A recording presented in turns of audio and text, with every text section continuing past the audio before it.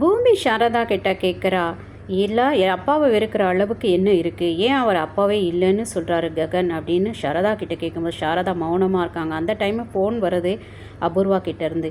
அபூர்வா வந்து கூப்பிட்றா, இங்கே வாடி அப்படின்றாங்க. நான் வரமாட்டேன் அப்படின்றாங்க. நீ வரலைன்னா நான் அங்கே வருவேன், நான் அங்கே வந்தால் என்ன நடக்கும்னு தெரிஞ்சுக்கோ அப்படின்றாங்க.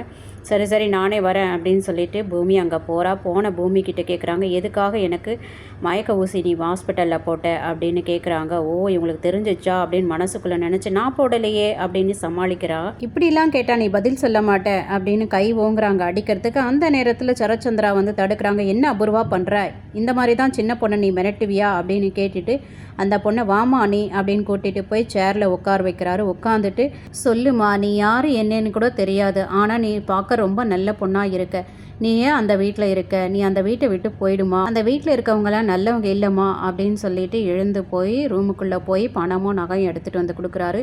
நீ ஒரு நிம்மதியான வாழ்க்கை எங்கேயாவது போய் வாழுமா, நீ பார்க்க ரொம்ப நல்லவளாக இருக்க அப்படின்னு சொல்லிட்டு கொடுக்குறாங்க. பூமியை அதை வாங்கிக்கிறாங்க. வாங்கிட்டு சைடில் இருக்கிற டேபிள் மேலே வச்சுட்டு ஆசீர்வாதம் வாங்குறா.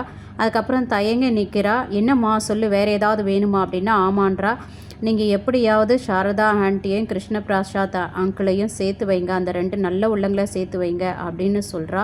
அவர் ஷாக்காய் நிற்கிறாரு. உடனே அபூர்வா ஓடி வந்து பூமியை இழுத்து ஒரு அடி அடிக்கிறா. என்ன பண்ணுற அப்படின்னு சரச்சந்திரா கேட்குறாங்க. இருங்க, நீங்கள் செஞ்சுருக்க வேண்டிய வேலையை நான் செய்கிறேன் பாருங்கள், உங்கள் தங்கச்சியை பங்கு போட்டுக்க சொல்கிறா அப்படின்னு சொல்ல அவர் பேய் அரைஞ்ச மாதிரி நிற்கிறாரு. பூமியை தரன்னு இழுத்துட்டு வந்து வெளியில் விடுறாங்க அபூர்வா. இதையெல்லாம் பார்த்துட்டு இருந்த மீரா உடனே ஃபோனை பண்ணி சாரதாக்கு, என் புருஷனை விட்டுடு, அதுக்காக தூது அனுப்புறியா இன்னொரு பொண்ணை அப்படின்னு கேட்குறாங்க.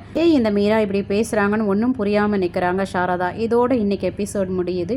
உங்களுக்கு பிடிச்சிருந்தா லைக் பண்ணுங்கள், ஷேர் பண்ணுங்கள், கமெண்ட் பண்ணுங்கள், மறக்காமல் சப்ஸ்கிரைப் பண்ணிக்கோங்க. Thank you so much.